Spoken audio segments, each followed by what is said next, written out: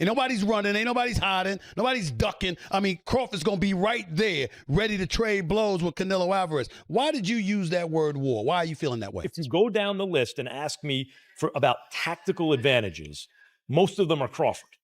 Crawford could see everything coming. He could see everything coming that Canelo threw at him. He was reading it so well. His guard was so tight as well when he was up at the ropes, when he was exiting, looking to move around. They looked about the same size. But that was a brilliant performance. So what can you say? I mean, you got to give him his credit. He created a lot of history. He dreamt this fight. He willed it to happen. A lot of people, not me, but a lot of people laughed at him, said, forget about it, no chance against a bigger guy like that. Stephen A. Smith delivered a passionate reaction to Canelo Alvarez's loss against Terence Crawford.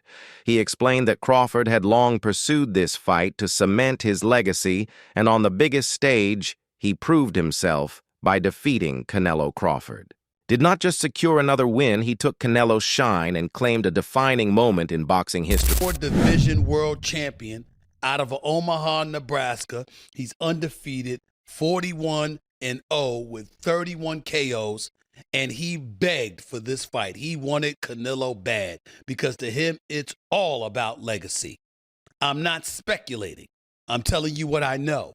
And how would I know? It's because I interviewed him. Yesterday, we sat down.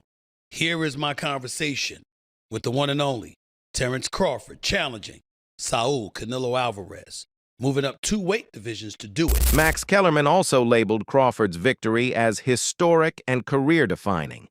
He compared the challenge to moving up multiple weight classes and facing a dangerous opponent capable of dragging a fighter into a true dogfight. Kellerman stressed that fighters with real confidence never shy away from risk regardless of size, speed, or power. Crawford carried that fearless mindset into the ring, showing why few fighters had ever dared to call him out. In Kellerman's eyes, Crawford proved his place among boxing's most respected warriors. Giving up or having to jump up 2 more weight classes and fight a guy who might put him in a dogfight, a real one, for the first time in his career. When we get put in that position, we go find opposition to make that happen. You understand me? So when we go looking for the opposition, we're not concerned about how big they are, how fast they are, how strong they are. We feel like we got enough that we can bring to the table with anybody. That night I fought John Ruiz, I didn't care who was over there. Whoever they brought out that locker room was going to get it. You understand me? That's just what it was. And I think Bud kind of has that feeling. Now, Bud, you got to remember, has been around for a long time. Nobody called him out. You understand me? All the time Floyd came at the boxing floor, never said I want Bud Crawford. No one ever said his name. Hey, all I know is one thing. Israel Mazrimov, he didn't get it. He barely lost. Yeah, but I'm just saying, but nobody called his name. Shakur Stevenson has always admired Terence Crawford, but after the emphatic win over Canelo, his words carried new weight. Stevenson said Crawford not only delivered on every promise, but also demonstrated why he is held in such high regard. From the early stages of his own career, Stevenson studied Crawford's style, discipline, and mentality. Watching his idol achieve this historic feat reaffirmed for Shakur that greatness comes from years of consistency and preparation. To him, Crawford is more than a champion, he is a mentor and a symbol of excellence. 1-0, Molly, with 31 knockouts. He's taken on all comers. I asked him, you're moving up in weight. Why would you not try to get Canelo to come down from 168 to 160 to meet you halfway, since Crawford's last fight was at 154? Crawford said, I want what he has. I want to go take it. I don't want to make, I don't want him making concessions and alterations. I'm coming to take what he has. And you look at him, and no one believes that he can't pull it off. He can box. He can punch. He's smart, he's elite, and he wants Canelo. He begged Canelo for this fight. Stephen A. Smith also reflected on Crawford's mindset leading into the fight. While others might have asked Canelo to cut weight, Crawford insisted on moving up to 168 pounds, Canelo's home territory. For Crawford, the fight was never about comfort. It was about legacy. Smith reminded fans that Canelo remains one of the sport's most decorated champions across multiple divisions. For Crawford to challenge him at his strongest weight proved just how badly he wanted greatness. And a few hours ago against Canelo, and what makes it even special or more special for Crawford is that he did it jumping up, as we know, a couple of weight classes. He did it against one of an all-time or another fellow all-time great, and he did it against someone who was undisputed and still a pound-for-pound top 10 guy. That's what Crawford did, people. So, you know, all those things people were saying in the lead up to this fight, you know, Canelo's going to be too strong, Canelo's too experienced, Crawford's going to be 38, all that. You have to remember all of that when you give Crawford his flowers. Like, don't like, oh, well, you know, Canelo looks old. No. I don't want to hear any of that. I've started to see a few people on Twitter start to kind of sort of find excuses already. No. Remember everything you said, because Crawford deserves all of that. All of that. Crawford was incredible. Honestly, in the pocket, he was at times showing Canelo, no, I'm stronger than you. I'm going to bully you. Oh, you think you're going to get me in the clinch because you're Mr. 168? No, look at the size of me. I'm jacked as well. I'm swole. And he was moving Canelo around. So by doing that, he got his respect. He didn't switch to orthodox once, stayed in the southpaw stance because he realized early, oh, Canelo don't like this. Canelo does not like this southpaw stance. Canelo's tripping over himself. I'm going to stay here. I'm not going to switch it. No, I like this work. I'm going to stay here. On the ropes, it's like, okay, come in. Because you know when you come in, you know I've got that as well. And I can hurt you as well. Spinning off the ropes. His jab was fantastic. They put up the jab numbers. He was out-jabbing Canelo like, it was almost like 10-1.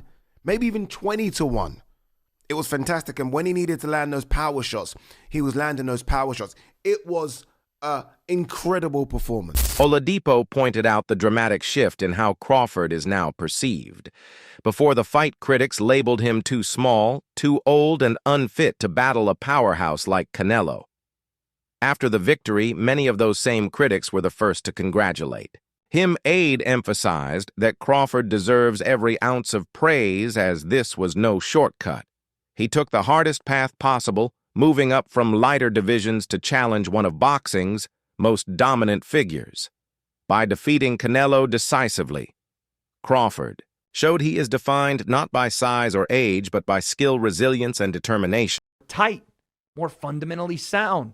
While Canelo, even when he was able to get to range, which wasn't a lot, it wasn't often, he was having a hard time landing clean because everything was super wide and out here and to the body out there. And Crawford would either circle out to that same side, to Canelo's lead hand side. He would circle away because Canelo would step straight to Crawford and chase him and not necessarily cut him off. And even when he threw that hook, I was looking for the hook from Canelo, right hand as he stepped through, right? Corral with the lead hand, bang the right hand because you're fighting a southpaw.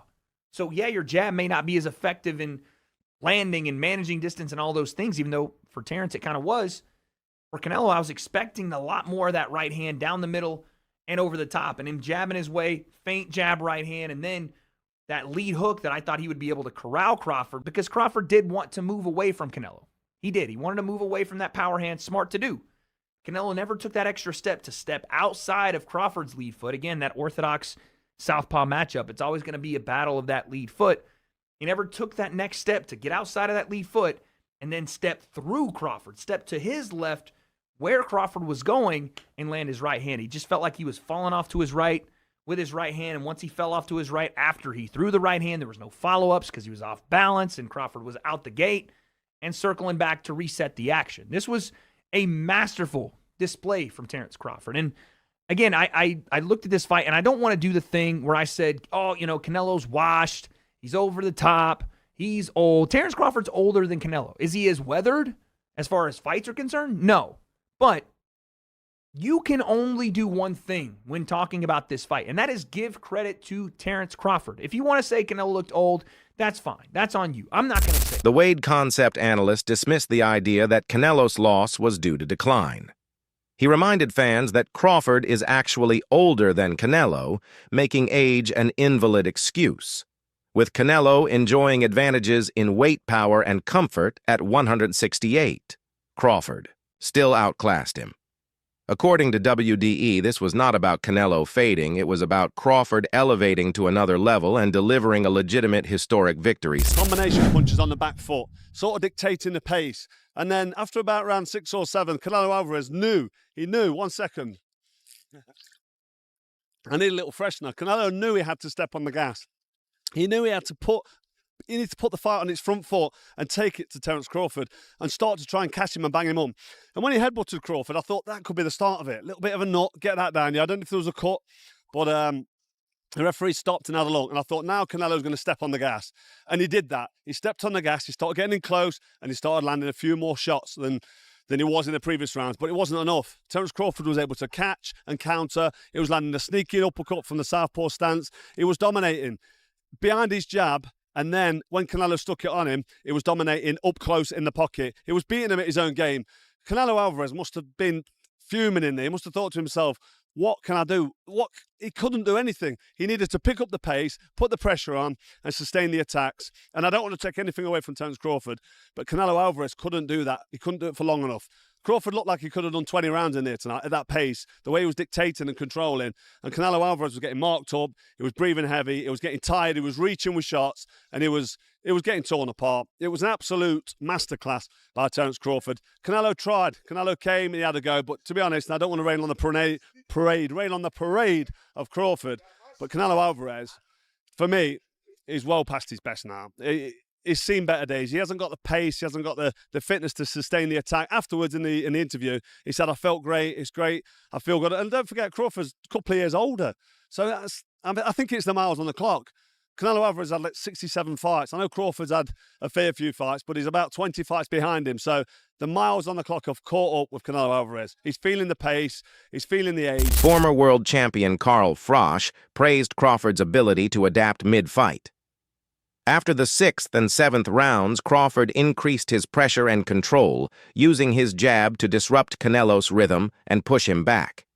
Frosch credited Crawford's intelligence for knowing exactly when to adjust and seize momentum, preventing the fight from slipping away. Throwing the lead left hook to try and cut this off. And when he did get his foot to the outside, that was an option. But over time, Crawford, as he always does, as the genius boxer that he is and is able to do, starts to find those counter punches. And there was 2 counters in particular that I noted during the fight that I felt were absolutely key for Crawford. The first was the counter off that left hook to the body. Now, Canelo did land these sometimes. That left hook he throws, the lead left hook, is quite unpredictable. But he started to land it quite effectively to the body from time to time. But what Crawford was doing was he was catching it with his elbow, and then he'd throw the straight left hand back at Canelo as a counter shot. He'd throw multiple shots. And what I really loved about his counter work was he'd never throw more than singles or twos or threes. He never got carried away. He never did too much with Canelo. Don't get me wrong, though. Canelo was still defensively very astute in this fight, but he simply didn't have the foot speed to get to Crawford. He couldn't do it. And he didn't want to use his own jab because I believe Crawford's lead hand is so effective that southpaw stance really meant he could dominate the fight with his own lead hand. Canelo's not a massive jabber himself, but now that he was fighting someone closer to his size, I thought he might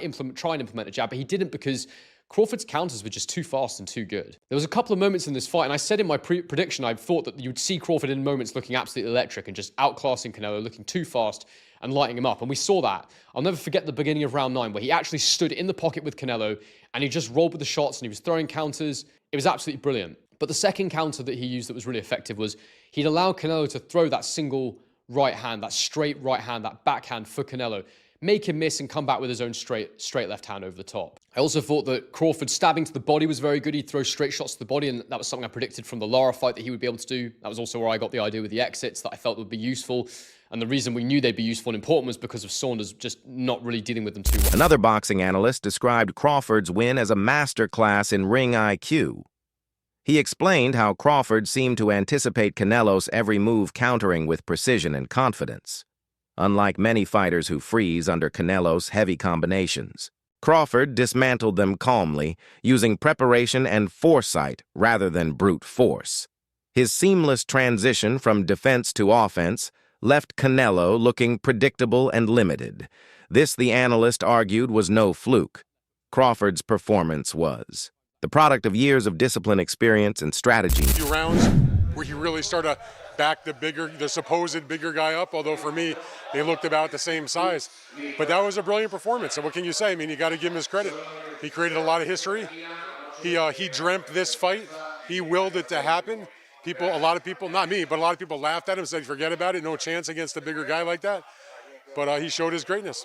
You spoke about looking to back up Canelo in the fight, as you mentioned there, before it took place.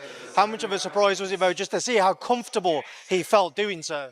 I think it took him a little while to figure out that, you know what, he doesn't hit as hard as some people were saying, and that I can get in and out, and I'm going to be able to stalk him and walk him down a little bit. And he had Canelo extremely frustrated. And so I guess I was a little surprised he was able to do it, especially in those last couple of rounds. But he definitely was the guy that was going forward and back in. I mean, I've been watching Canelo for his entire career as a known fighter. This is my 24th Canelo Alvarez fight in person. I can't say that against anybody, including big punchers like Triple G and Kovalev and people like that saw him get forced back. That's not normal for a fight with Canelo Alvarez. Dan, given your time covering Canelo Alvarez and those defeats that he's had in his career, but Bivol tonight amongst other kind of contentious decisions, how much is this one going to hurt? Because there's always been those question marks for the last few years. Is he on the decline? Now there's going to be more question marks. Is this the end of the road for Canelo, certainly at the elite level? I mean, listen, and this is not a disrespect to Canelo, because everybody who has ever read me, followed me, listened to me knows I love Canelo. I think he's one of the greats of all time. I think you can make a really... Dan Rafael highlighted the confidence Crawford carried into the fight. While fans and pundits mocked the idea of him beating Canelo, Crawford never saw it as unrealistic. He did not view size as an obstacle, but saw them as equals. That belief allowed him to step into the ring undeterred, shock the world, and rewrite expectations. Mac, you've been training Crawford for years. Do you think, okay, is he the greatest of all time? Because now people are putting him in the conversation of greatest of all time. You know that. You think so? You know I know. Okay, what's next for him? You've been training for years. What's next for him? The fans want to know. What's next for him? Break. Take a break. Is he retired or is he going to keep fighting? He just got to take a break. How are you celebrating? Listen, congratulations to you. Listen, congratulations to you. How are you celebrating? Just go and have dinner with my wife, man.